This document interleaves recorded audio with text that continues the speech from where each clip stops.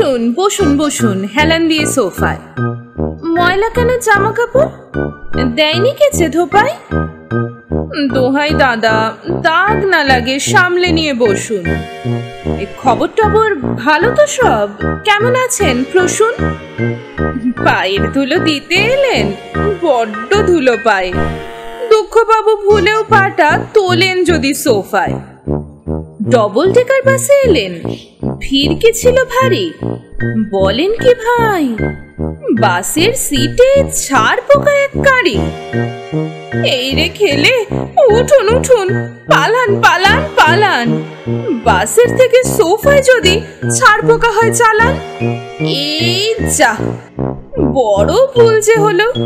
এই চলবে নাকি চাটা? নেহাত যদি যাবেন দাদা, আচ্ছা তবে টাটা।